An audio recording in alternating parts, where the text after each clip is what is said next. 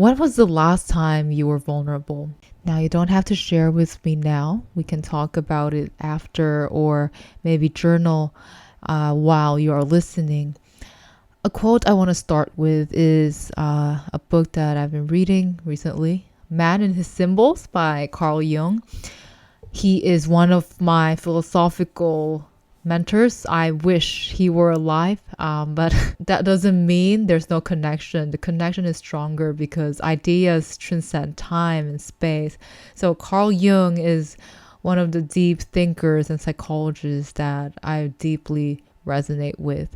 And here's the quote in relation to today's conversation on vulnerability. Here it goes.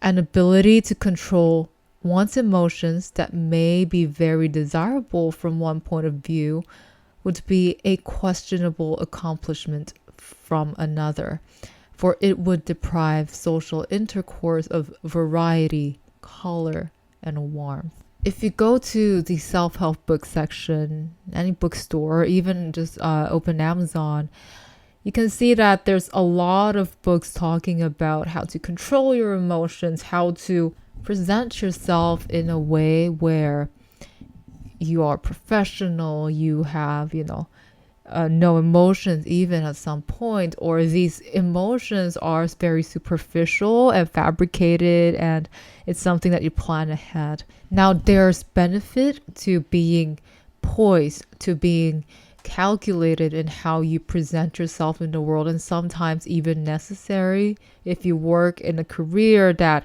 requires you to be a certain type of person. You have to in some ways do that for your survival. But what happens when you play that role for too long? What happens is imploding, because as a human being, you're not meant to pretend that long. You're not meant to play a show, and then one day before you know it, the show is done and we're on our deathbeds.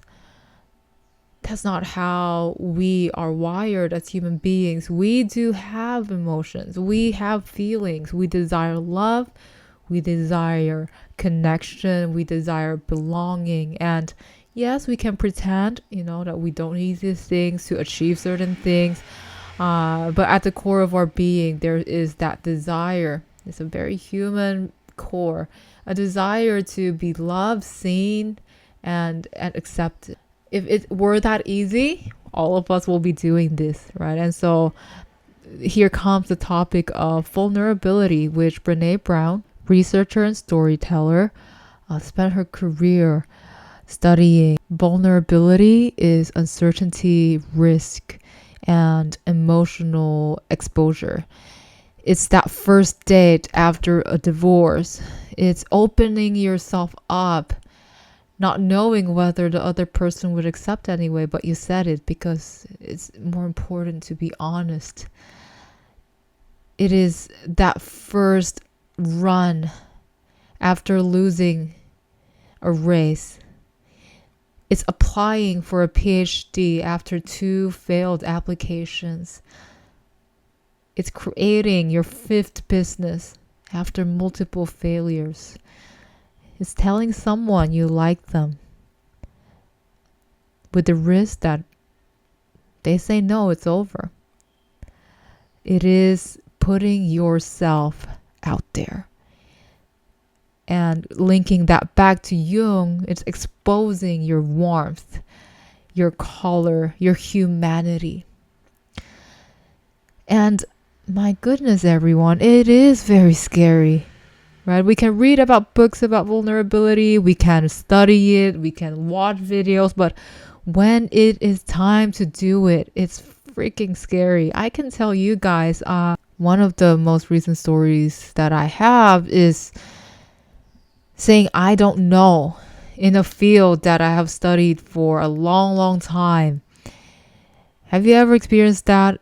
It's like people know you for that topic, or you've spent so much of your life studying it, and then you have to, in the face of a lot of experts, say I don't know. That is vulnerability. Now, this is like level 1 vulnerability.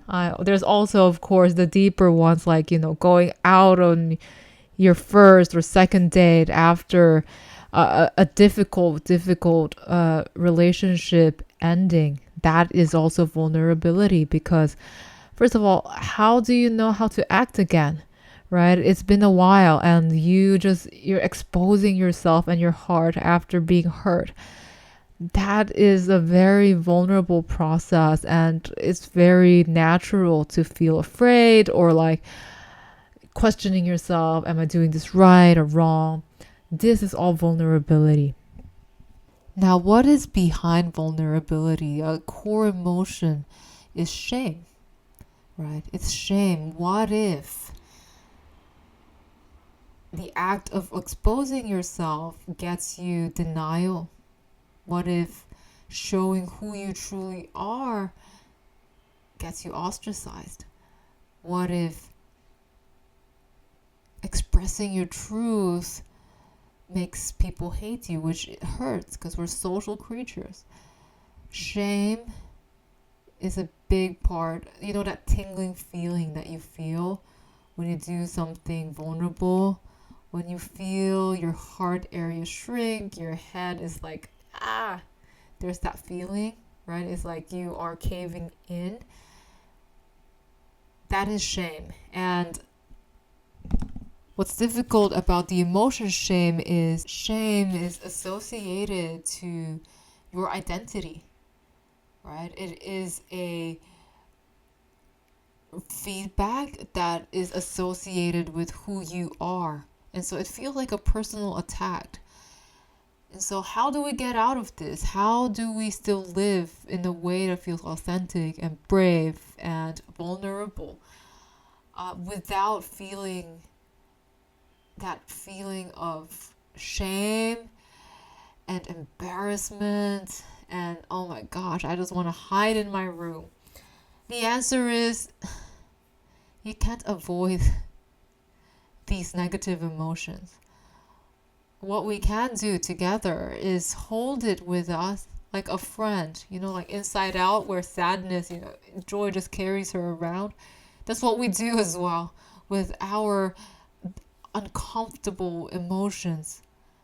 Because as Carl Jung says, the brighter the light, the darker the shadow. If you want to live a life that is true, honest, authentic, bright, warm, with color, you will also feel the intensity from the other side, which is dark emotions, sadness, shame, anxiety.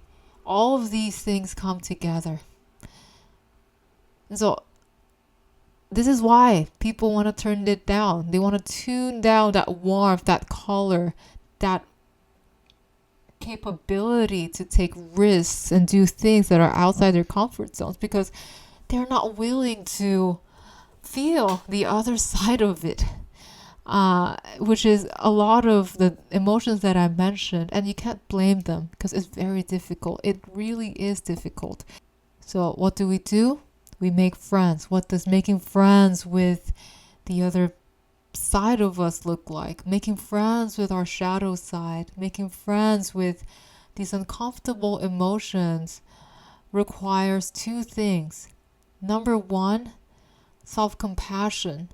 It's being able to say, I see you, and I'm so proud of you for taking that risk, even though you know it's going to hurt, or you expect a potential of backlash, but you did it anyway, because it was what felt honest, right?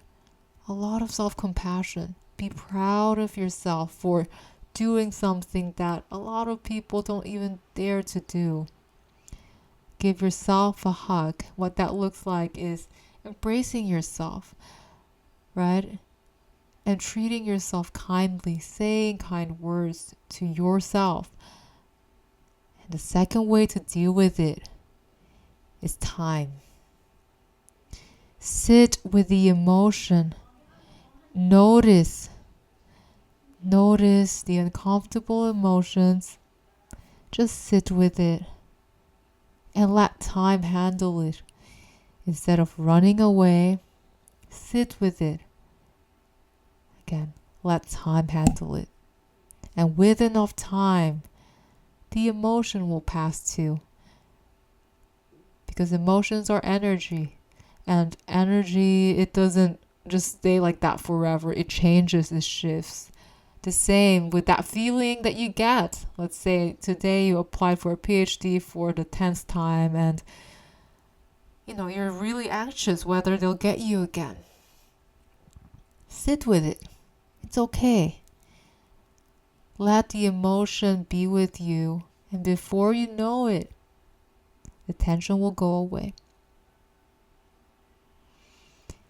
So, after hearing all of this, let's go back to the question. What is something that you did recently that made you feel vulnerable, and how did you feel? Do you still feel it? And what can you do today